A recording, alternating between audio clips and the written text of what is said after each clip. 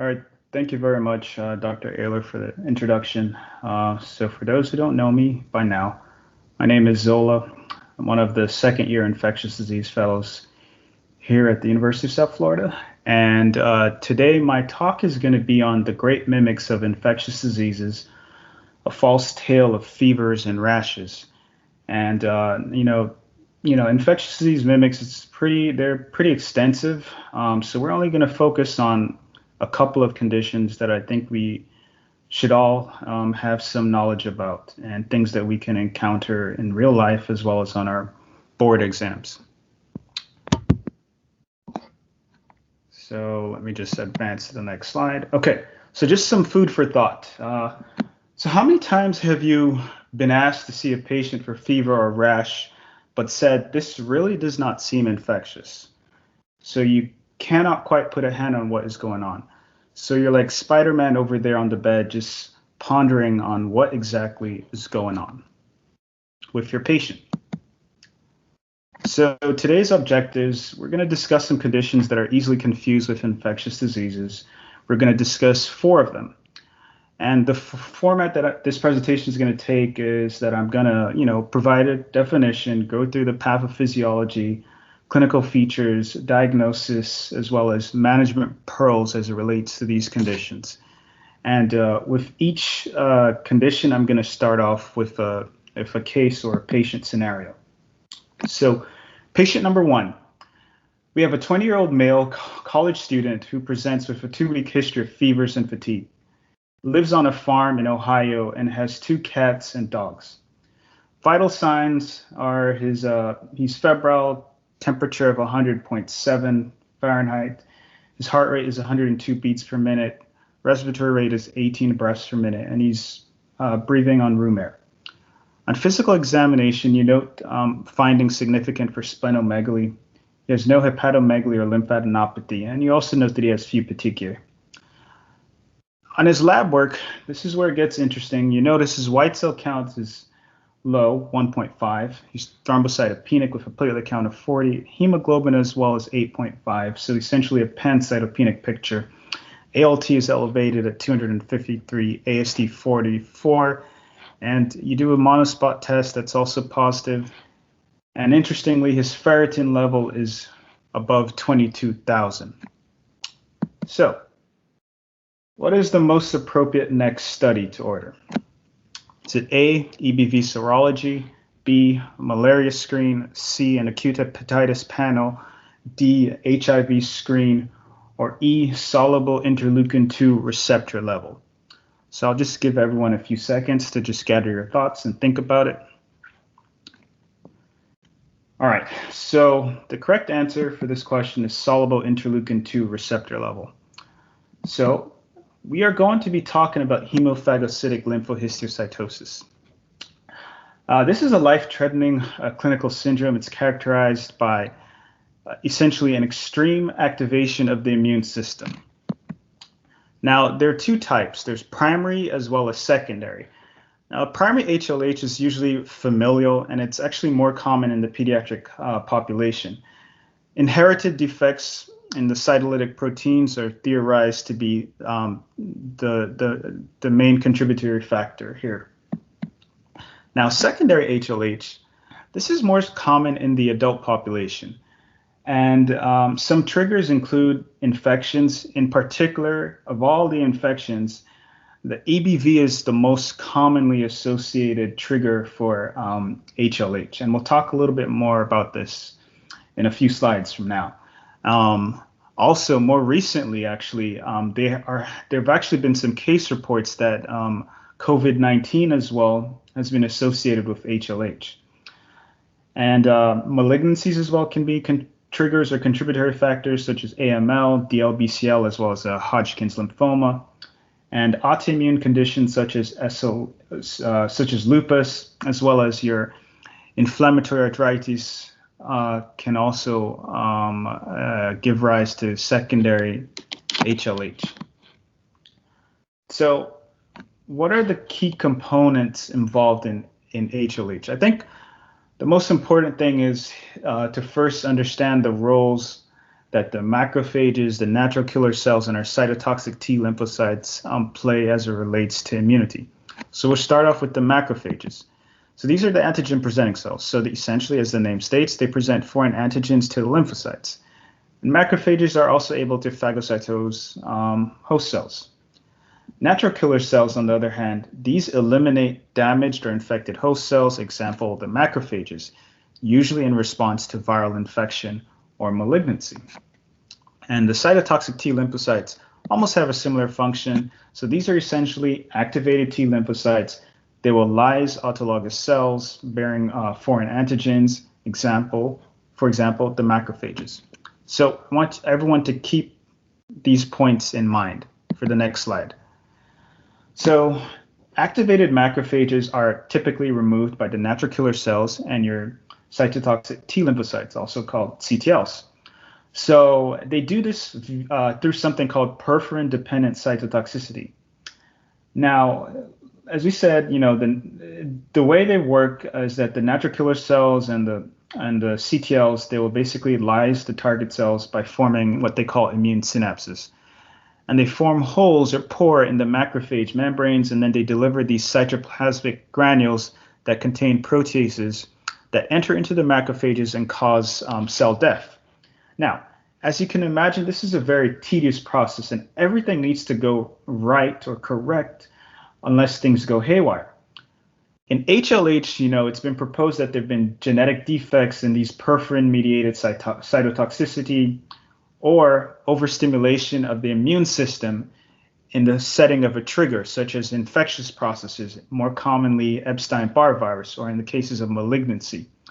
So in HLH, essentially, what you would have is an unrelenting or uncontrolled activation of your CTLs and your natural killer cells, and this would lead to excess cytokine secretion, and basically you would have your release of your various interleukins, tumor necrosis factor, and interferon gamma, and these downstream would lead to myelosuppression, vascular endothelial damage, and multi-organ failure. Now, as you can see, with all of these, your immune system going haywire or being overactivated, it kind of resembles, a patient with severe sepsis or septic shock, where you have you may see myelosuppression, vascular endothelial damage, as well as multi-organ failure. So that's why HLH is considered a great mimicker of infectious diseases. So what are some of the clinical manifestations? So classically, these patients develop a febrile illness with multi-organ involvement. So they also have lymphadenopathy, splenomegaly, bleeding, as you can imagine, petechial rashes or purpura, jaundice, other things like cough or shortness of breath, because they can develop an ARDS picture, especially with leaky capillaries and affecting the alveoli, as well as HLH can also affect the brain. So it can also give rise to confusion. So how do we diagnose HLH? The first criteria developed to diagnose HLH was actually discovered or came about in 1994. However, since then, there have been more updates. So initially, there were just 5 components or 5 criteria, but now in 2004, they added 3 more, and now there's now a total of 8. So the main things that I want to draw to your attention on the table to the left is that the diagnosis of HLH can be made once molecular diagnosis is consistent with HLH. So this is your various molecular test. However, the next best thing is this diagnostic criteria. And essentially, as I stated, as I'm going to state now, you need 5 out of the 8 criteria for the diagnosis of HLH. So these would be persistent fever, splenomegaly, cytopenias affecting at least two lineages of our peripheral blood, elevated triglyceride levels, low fibrinogen levels, as well as hemophagocytosis in the bone marrow or spleen or lymph nodes. You want to rule out malignancy, and also lower absent natural killer cell activity as well is also required. A ferritin level of greater than 500, as well as a soluble interleukin-2 receptor level of greater than 2,400, and that was just basically circling back to the original patient that I presented. So another thing that I want to, stress, even though, with the name HLH, we're talking about hemophagocytosis. It's actually not pathognomonic for HLH. It can be seen in some other conditions. So you don't necessarily need to see hemophagocytosis on a bone marrow sample or in the spleen or lymph node sample to make the diagnosis. As long as you have at least 5 out of the 8 criteria, you can make the diagnosis. So how do we manage HLH? So I know we are infectious disease doctors, but I think the key thing here that I want to, emphasize is that we have to, first be internists and think broadly, because we'll find ourselves in these scenarios where we are consulted for patients with fever and they don't necessarily have an infectious cause. So we will do our due diligence in doing, complete workup as it relates to infectious cause, but then afterwards we have to start thinking outside of the box. So, of course, you want to rule out certain viral infections, such as EBV, CMV, parvovirus, HHV, VZV, as well as HIV as well, have also been associated with HLH. But sometimes the presenting symptoms could just simply be due to the fact that the patient may have one of these viruses. You also want to do, bacterial and fungal infection workup, although these are less commonly associated with HLH. Malignancies as well have to be considered. So you want to make sure your patient has like age-appropriate cancer workup done, or you may want to, start looking for other types of cancers. So the typical tests that we would do are your regular blood count, coagulation studies, liver function test, fasting triglyceride levels, as well as ferritin levels. As we know, the ferritin levels are usually markedly elevated in patients that have HLH. You would do your serum viral PCR test, to look for infectious triggers or other infectious causes that could be giving a similar clinical picture. You also have your soluble interleukin-2 receptor level, as well as your natural killer cell function levels. But these are usually, these are not available in all labs, and sometimes they're done at specialized centers. CSF analysis, interestingly, is also important. In most studies, they've shown that in these patients that have HLH, they typically may have pleocytosis and this has been noted in about 50% of patients on CSF analysis. And then you also have the possibility of doing your bone marrow aspirate and biopsy, which would typically be done in any event in persons that have severe pancytopenia as a means of further investigating. There's also some genetic testing, which I won't go into detail about this, but that can be done to help come up with a diagnosis. And then in terms of imaging studies, you have a CT thorax, abdomen, or pelvis, which can be done to help look for potential malignancies that may be on board. So the management continued. Basically, you want to treat potential triggers or associated illnesses. Treatment is based on some studies that were done back in, based on the HLH patient group. And there's some guidelines from HLH 2004 studies. Typically, the most common regimen for treatment is 8 weeks of etoposide and dexamethasone.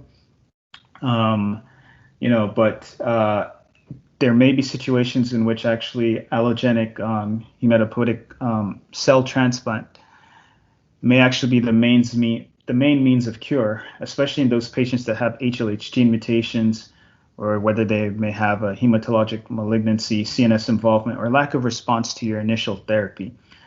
In these patient groups, this is where the allogenic cell transplant has been deemed to be more beneficial. Okay. So patient number 2. So you have a 27-year-old male who is sexually active and uses condoms always. He presents with a complaint of recurrent oral and genital ulcers that are painful. So what is the most likely diagnosis? A, does this patient have HIV? B, syphilis infection. C, Behçet's disease. D, herpes simplex virus. Or E, a paraneoplastic syndrome. So I'm just going to give everyone like 10 seconds to gather their thoughts before I reveal the answer. The answer for this question is Behçet's disease, and this is what we're going to be talking about next. So Behçet's disease is a vasculitic condition. Basically, there's multisystem involvement, and it more commonly manifests as mucocutaneous disease. Now, this condition is actually more common in Turkey, where the prevalence is about 400 and, well, typically you may see about 420 cases per 100,000 population. Whereas here in the US, the prevalence is said to be anywhere around 5 per 100,000. Its onset is typically in the third decade. It's equally distributed between males and females as well. So in terms of the pathogenesis, in doing my research, one thing that I certainly found for this disease, as well as some of the other conditions that we're going to be talking about, the underlying causes are really unknown, and most of these are just like postulations or hypotheses. But it's basically in patients that have Behçet's disease, they have, they've found that patients with the HLA-B51 are increased risk, and in this disorder, these patients typically have profound endothelial dysfunction. They also have autoantibodies that are formed against what they call oral mucosal antigens, and that's why you can see they may get these oral ulcers or mucosal lesions, as well as these patients may also have autoantibodies to what they call retinal S antigens, and this is responsible for them these patients having uveitis. Also, they've noted that, it's a hypercoagulable state. It causes a hypercoagulable state, and so there's increased thrombin formation and decreased fibrinolysis, and it affects the vasculature accordingly. So what are some of the clinical manifestations? The most common one that we need to know is that these patients have recurrent oral ulcerations. So whenever you hear about a patient having recurrent oral ulcerations, this is something that you really want to consider, have in the back of your mind, provided it's in the right clinical context. Again, you have to take into account where the patient is from or where they live, because all of that kind of helps hone in making the diagnosis. Other things that are common are urogenital ulcerations. These are usually reported as painful, and they're actually the most specific lesions seen in Behçet's disease. Other cutaneous lesions that patients may have may be described as papular, pustular, ecniform, erythema nodosum, pyoderma gangrenosum can also be seen, as well as erythema multiforme. Ocular lesions are also noted as well in patients that have Behçet's disease. Typically, these patients may develop uveitis, and it's usually bilateral.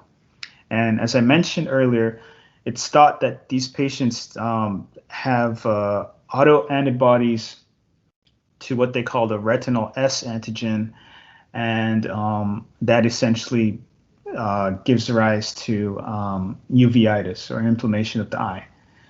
In terms of the musculoskeletal system, it's a non-erosive asymmetric. It causes non-erosive asymmetric arthritis, rather. The CNS sometimes can also be involved. So this was when I was doing my research. This was new to me. I did not know that was the case. But these patients can develop headaches as well as cranial nerve palsies. Vascular involvement is something that's also common, in particular aneurysm, interestingly, these patients typically may develop more so pulmonary aneurysms of the pulmonary arteries, and or pulmonary vasculature rather, seems to be more common in these patients. And they may also have venothromboembolic events. The GI tract as well is not spared. These patients can develop diarrhea, GI bleeds, as well as abdominal pain. In terms of the diagnosis, there are no pathognomonic lab tests. However, there have been different criteria that have been developed over the years. So back in 1990, we have the International Study Group Diagnostic Criteria, and more recently in 2006, the International Criteria for Behçet's disease was developed. So in the next slide, we're going to just go over them a little bit. So I found this nice article that basically had these really nice tables, basically side to side comparing the different diagnostic criteria. So on the left, you have the International Study Group criteria from 1990, and on the right, you have the International Criteria for Behçet's disease that was developed in 2006. So for the International Study Group criteria, one thing that you definitely require are recurrent oral ulcerations plus any of the two of the following, being recurrent genital ulceration, eye lesions, skin lesions, or a positive pathogy test. On table 2, on the right, however, the general scoring system is that any patient that has genital lesions or ocular lesions would get 2 points each for those.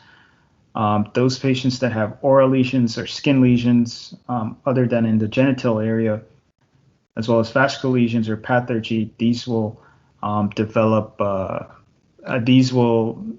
basically get 1 point. So to make the diagnosis based on this criteria, you need 3 or more points. So how is Behçet's disease managed? There are few randomized controlled trials that basically guide treatment rather. The most important thing, it's dependent on organ system involvement, and recommendations are typically based on the European League Against Rheumatism. And the mainstay of therapy is either colchicine or azathioprine, and also topical or systemic corticosteroids, especially for your cutaneous lesions. So for us as infectious disease doctors, again, we're not really involved in the treatment of this per se, but certainly if we're able to pick up this diagnosis based on a thorough history and physical examination and noticing that the patient fulfills certain criteria, then we would be able to appropriately manage the patient and as well as refer them to the most appropriate specialty to address their management, which in this case would be rheumatology typically. So patient number 3. So we have a 20-year-old female, originally from Turkey. She presents with a 3-day history of fevers, also reports severe abdominal pain, as well as joint pains. She says this is the 4th time she has had a similar episode this year. And earlier this year, interestingly, she had an appendectomy, but the removed appendix, surprise, surprise, was normal. So her vital signs when you see her temperature is 101 Fahrenheit, heart rate is 99 beats per minute, respiratory rate is at 22 breaths per minute, and she's still able to breathe appropriately on room air, or rather oxygen status. On exam, you notice she's guarding significantly, and she has generalized rebound tenderness. No rashes or joint swellings are noted. On her labs, her white cell count is 18, platelet count is 170, hemoglobin is 14.5, or ALT is 15, AST is 40. On imaging, CT abdomen pelvis, which is ordered, there are no acute findings. So what is the most likely diagnosis in this patient? Is it A, systemic lupus erythematosus, ulcerative colitis, infectious colitis, familial Mediterranean fever, pyelonephritis due to renal calculi? So I'll just give everyone a couple of seconds to gather their thoughts. So the answer is familial Mediterranean fever, also called FMF. So familial Mediterranean fever, was actually first described in 1954. It's an autosomal recessive disorder. It's typically characterized by recurrent febrile polyserositis. It mimics many common infections. So in particular, it comes about when you're thinking about patients with fever of unknown origin. And the unfortunate part is that diagnosis tends to be delayed. It's more common in patients of Mediterranean and Middle Eastern descent. And actually, by age 20, 90% of individuals would have typically presented with symptoms. So in terms of the pathophysiology, we're still learning a lot of things about familial Mediterranean fever. The gene, the MEFE gene that's responsible for FMF, was only discovered in 1997. And they noted that these 5 mutations in the gene account for about 80% of causes of FMF. And basically what this gene does, it encodes for an inflammasome protein called pyrin. And pyrin is, found in many cells, but mainly in white blood cells. The main thing that I would say about pyrin, it helps keep inflammation under control by producing what they call these chemotactic factor inactivator, basically leading to degradation of some of your complement factors, as is displayed on the diagram on the right, which was from the initial paper produced about FMF that was published in the New England Journal of Medicine back in 1997. So, lack of normal pyrin protein basically would cause a full-scale inflammatory reaction, which would basically affect the serosal membranes.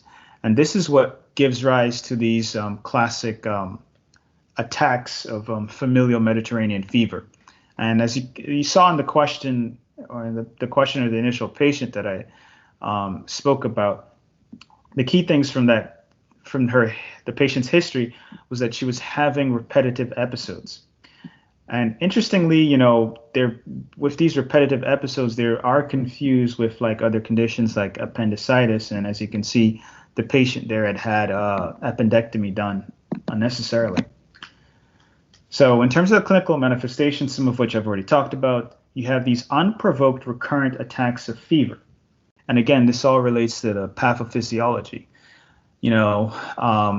When you have the serosal areas affected, so you get this polyserositis picture that gives rise to pain. So you can have chest pain if you have pleuritis or carditis, abdominal pain if you have involvement of your intra-abdominal or pelvic organs, as well as involvement of the synovial joints can lead to joint pains.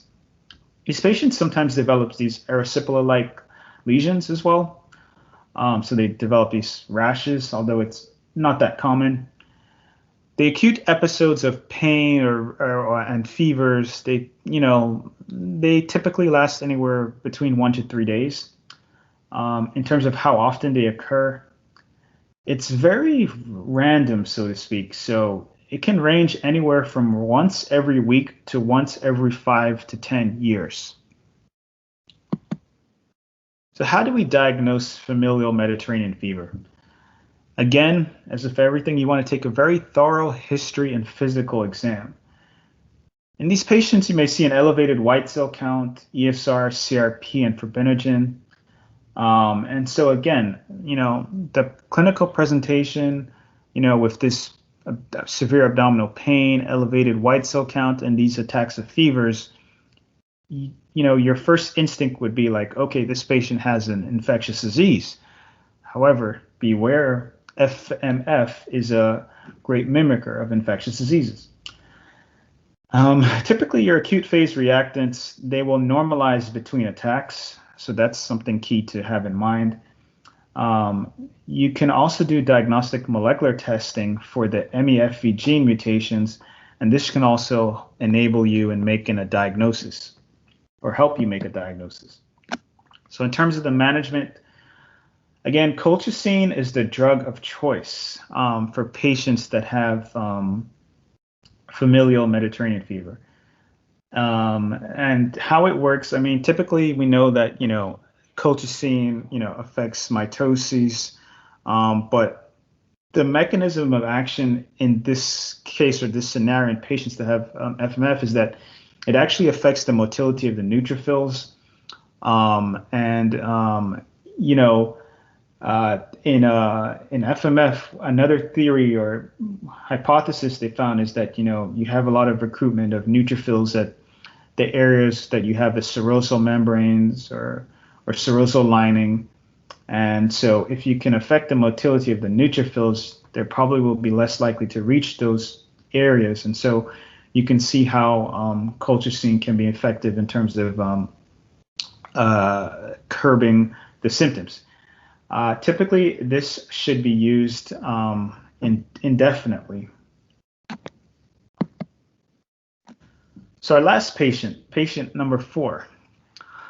This is a 35-year-old female who presents with fevers ongoing for about 2 weeks, associated with arthralgias. She also complains of a sore throat and notes a rash on her trunk and extremities when her fevers begin. In terms of her vital signs, her Tmax is 102 Fahrenheit, heart rate is at 100 beats per minute, respiratory rate is 18, and she is breathing appropriately on room air. On exam, you notice tonsillar erythema. She has axillary lymphadenopathy as well as splenomegaly. You also notice that your patient has bilateral wrist swelling. And interestingly, you come across this salmon-colored rash on both her legs. Lab-wise, her white cell count is 15, ferritin level is 2,500, AST is 100, and her ALT is 60. Oops. Well, I was supposed to ask what did you think was the diagnosis, but I jumped ahead. So the diagnosis is adult-onset Still disease. Adult-onset Still disease is a rare systemic inflammatory disorder. There's this classic triad of fever, arthralgia, and salmon-colored skin rash. So when you see this, or if you ever see this, you want to have adult-onset Still disease in the back of your mind. It has a prevalence of about 1.5 per 100,000. So again, it's a very rare disease. And it has a bimodal age distribution between the 15 to 25 age group as well as the 35 to 45 age group. It more commonly affects females as well. So a little bit of the pathophysiology. Again, there's a lot that's unknown regarding its development.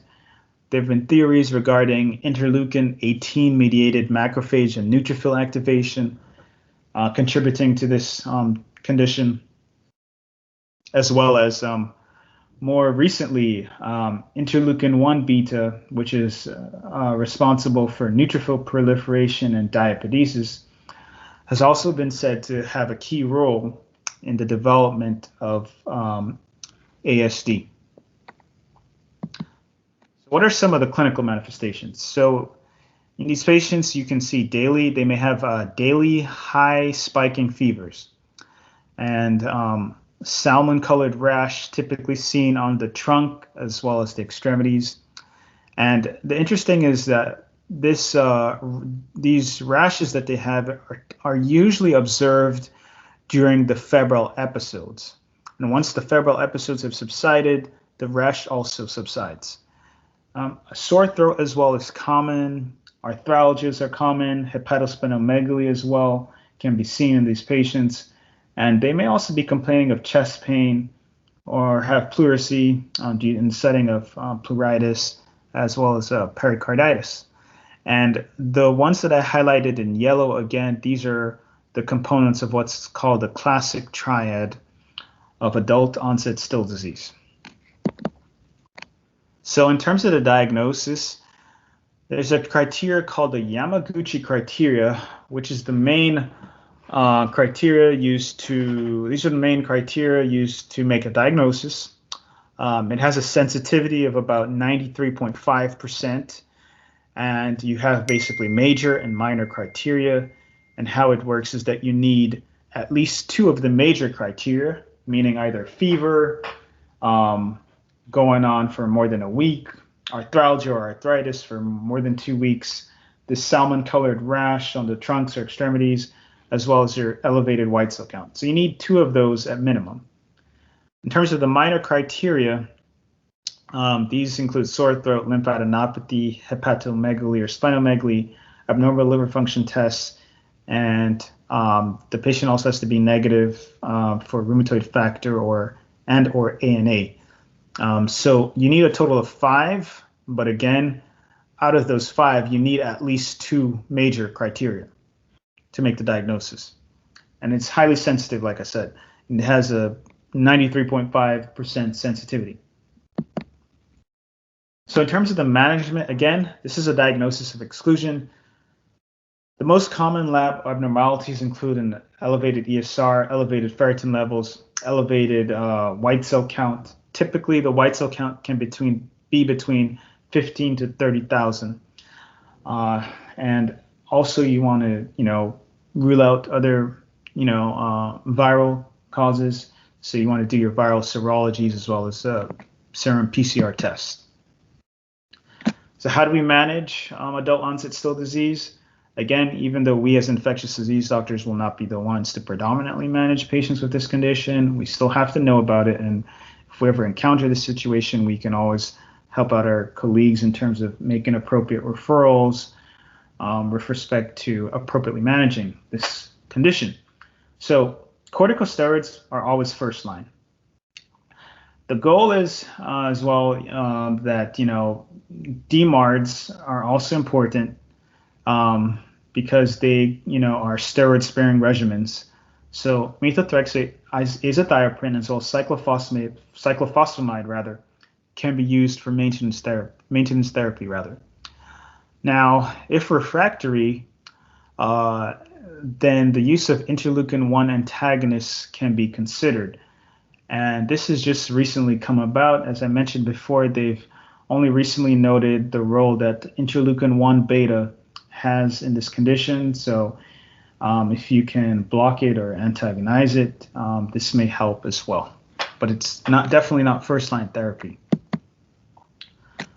So in conclusion,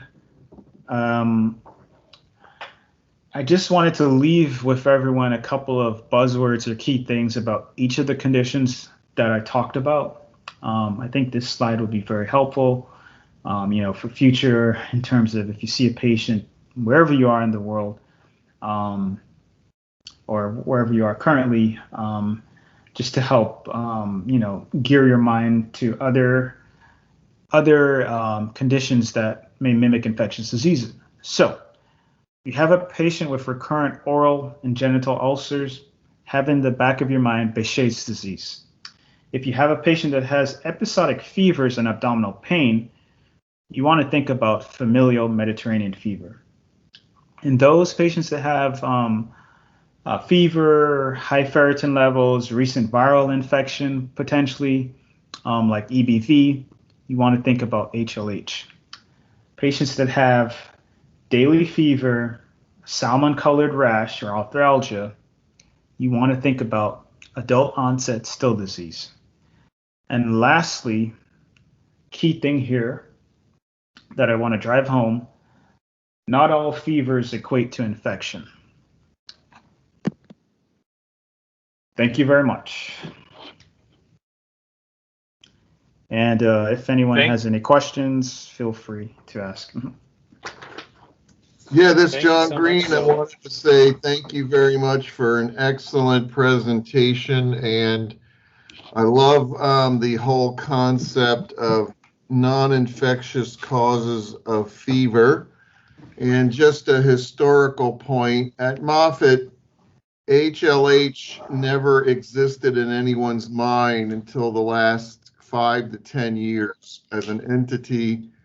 And now all of those, the last 30 years, these mystery fevers, which we never knew what they were due to because nobody had a syndrome.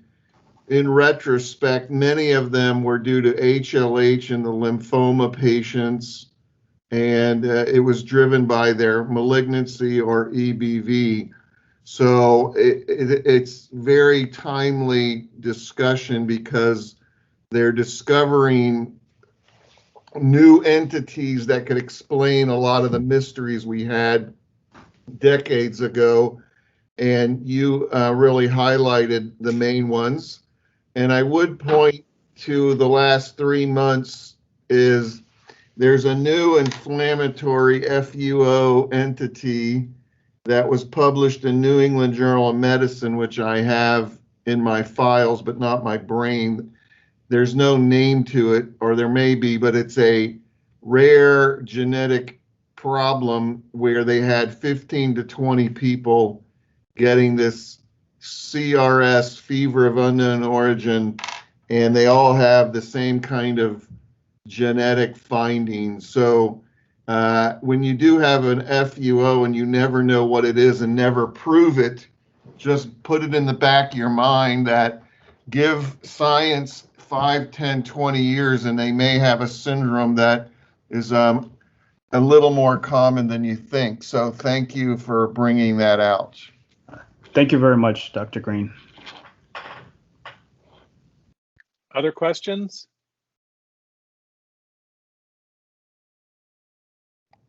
Zola, I had a question while Sure.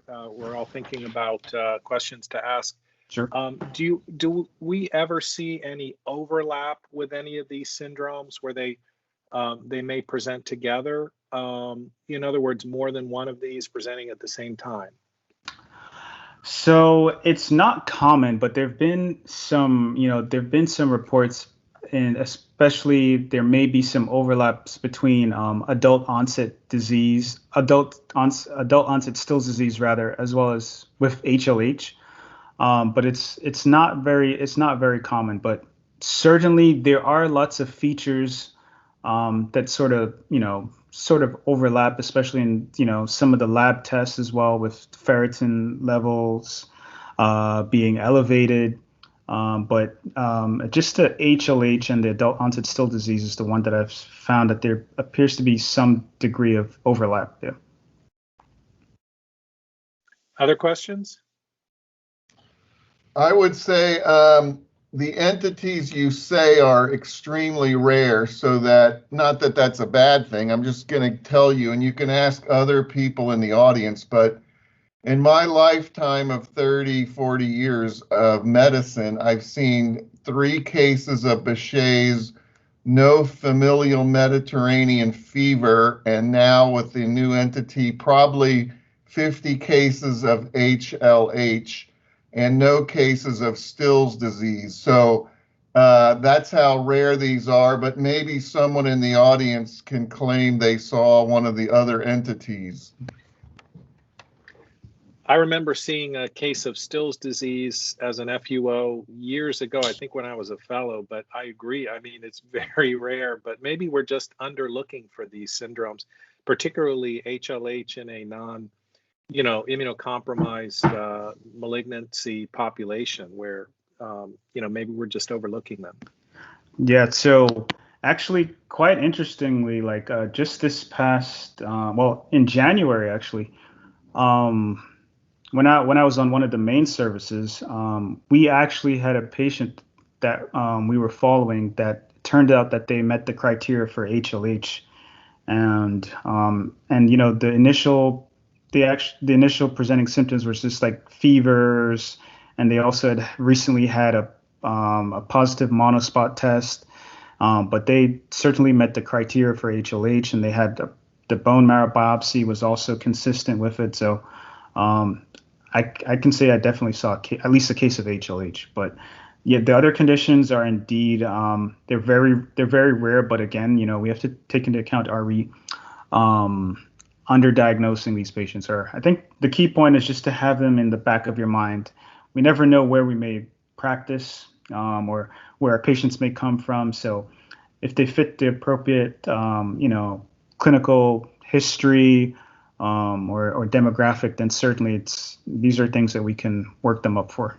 And my last point is famous words from John Sinnott that I heard as a med student, which is, We only recognize those things we know about. So you now have given us things to know about so we can actually recognize it, because who knows how many we've missed. So thank you for this topic.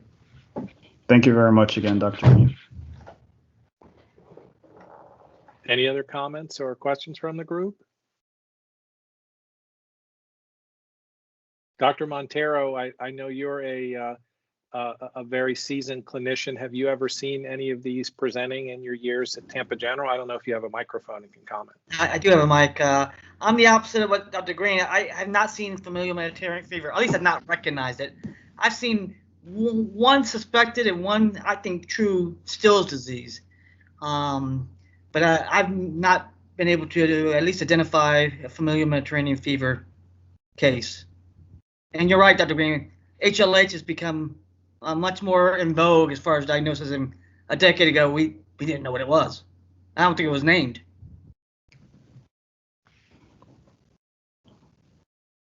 Thank you, Dr. Montero. Any other questions or comments? I did see one case of an adult onset stills that was in a gentleman who was a mercenary who had been all over the world in countries in different conflicts, who came in as an FUO. You can imagine what kind of workup that was. But it ended up that, he had this kind of a typical looking rash. And they actually didn't believe me when I put it in the differential on the ID consult. So they had Frank Vasey from Room come in, who diagnosed it and got the guy treated. But it was just totally bizarre in a mercenary soldier with worldwide travel. I mean, you have no idea what he's got. Oh, interesting. Any other comments or questions? Thank you, Dr. Tony. If not, I wanted to thank Zola for this fantastic presentation. It's always nice to learn new things that we haven't considered. And so thank you all for listening, and we'll go ahead and conclude, and we will see you all next time. Right. Thanks again. Good night, everybody. Thank you, everyone. Good night. Good night. Thank you.